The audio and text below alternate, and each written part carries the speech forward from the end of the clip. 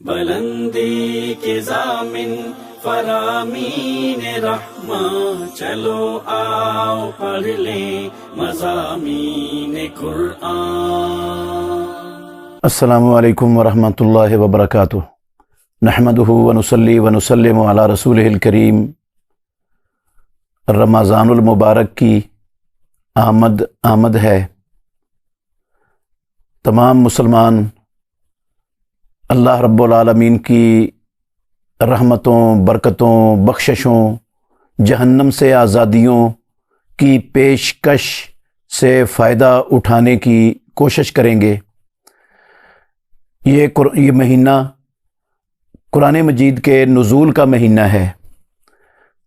ہر گھر میں رمضان المبارک کے اندر قرآن مجید کی تلاوت ہوتی ہے، ہر فرد تلاوت کرتا ہے اور اس کو عبادت سمجھتا ہے۔ بلا شبہ قرآن مجید کی تلاوت اللہ رب العالمین کی عبادت ہے۔ جس طرح قرآن مجید کی تلاوت کرنا عبادت ہے، ایسے ہی قرآن مجید کو سننا یہ بھی اللہ رب العالمین کی عبادت ہے۔ رسول اللہ صلی اللہ علیہ وسلم جن پر اللہ رب العالمین نے قرآن مجید نازل کیا، خاتم النبیین رحمۃ للعالمین، وہ خود بھی قرآن کو سننا پسند کرتے تھے۔ عبداللہ ابن مسعود رضی اللہ تعالی عنہ کو رسول اللہ صلی اللہ علیہ وآلہ وسلم نے کہا کہ وہ انہیں قرآن پڑھ کر سنائیں۔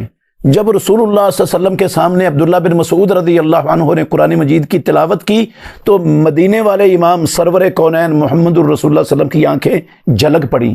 قرآن مجید کو سننا یہ اللہ رب العالمین کی رحمت کے نزول کا سبب ہے مسلمانوں کے لیے۔ اللہ رب العالمین نے فرمایا وَإِذَا قُرِئَ الْقُرْآنُ فَاسْتَمِعُوا لَهُ وَأَنصِتُوا لَعَلَّكُمْ تُرْحَمُونَ۔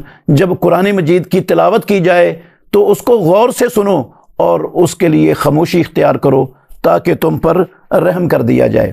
اور قرآن مجید کو سننے والا جن بھی سنتے تھے، انسان بھی سنتے تھے۔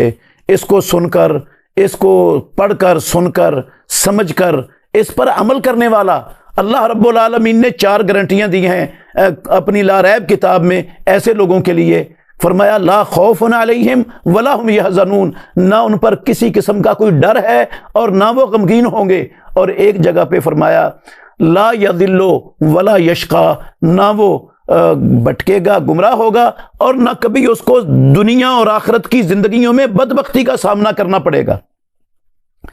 تو جو لوگ قرآن مجید کو پڑھتے ہیں، سنتے ہیں، غور کرتے ہیں، تدبر کرتے ہیں، پھر اس کے مطابق عمل کرتے ہیں، اللہ رب العالمین ان کو یہ 4 چیزیں دنیا اور آخرت میں عطا فرمائیں گے۔ کسی قسم کا ڈر خوف نہیں ہوگا اور کوئی گمراہی اور کوئی رسوائی ان کو اس کا منہ دیکھنا نہیں پڑے گا۔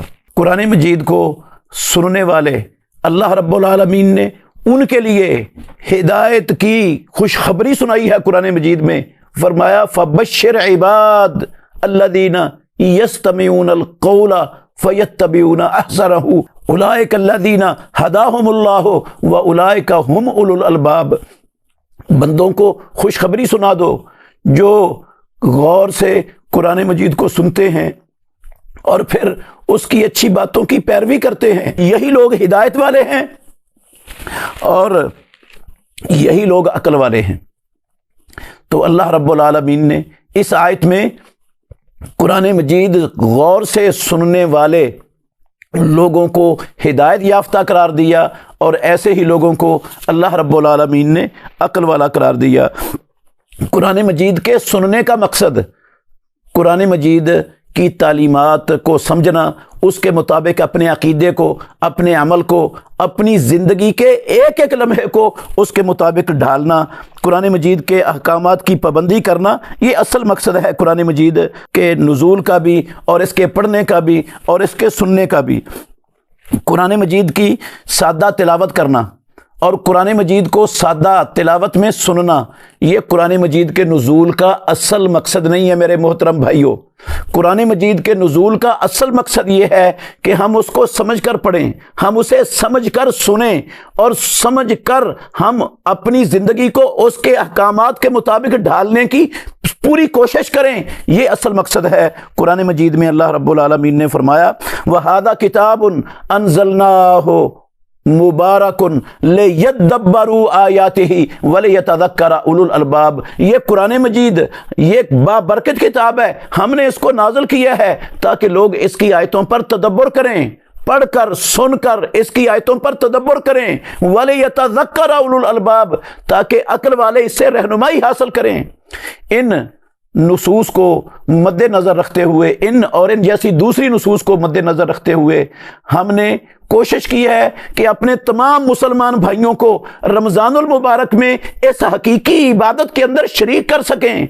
जो कुरान मजीद को नहीं पढ़ सकते, जिनके पास कुरान मजीद को पढ़ने और सुनने का वक़्त नहीं है, हमने सोशल मीडिया पर एहतमाम किया है ताकि वो अपने कामकाज में भी मसरूफ़ रहें, अपनी दुकान पर, अपने दफ्तर में जहां बैठे हैं वहां वो अपना दुनियावी काम भी करें और अपने कानों से ये सोशल मीडिया के ज़रिए कुरान मजीद को सुने और सिर्फ सादा तिलावत ना सुने बल्कि कुरान मजीद के माने और मफहूम को समझने की कोशिश करें, इस पर तदब्बर की राह को इख्तियार करें ताकि ये भी हकीकी इबादत से महरूम ना रहे रमज़ान के अंदर। जिनके पास कुरान पढ़ने का वक़्त नहीं, हम चाहते हैं वो भी रमज़ानुल मुबारक के अंदर जो है ना इस हकीकी इबादत में शरीक हो सके और कुरान मजीद का सही मानों में हक अदा कर सकें।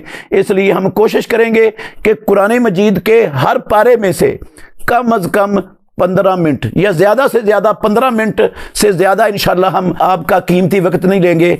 15 मिनट के अंदर जितनी बातें कुरान मजीद के इस पारे के अंदर अहम तरीन होंगी, वो जितनी हो सकी, एक बात हो सकी, 2 हो सकी, 3 हो सकी, जिन बातों का ताल्लुक इंसान के अकीदे से, मुसलमान के अकीदे से और जिनका ताल्लुक इसकी इबादत से, मुआमलात से, अखलाकियात से और ज़िंदगी के अहम तरीन शोबों से जिनका ताल्लुक है, वो 1 या 2 या 3 बातें इंशाअल्लाह हम कोशिश करेंगे कि पूरे 30 पारों में 15 मिनट के अंदर अंदर हर पारे की 2-3 बातें लोगों को समझा दी जाएं।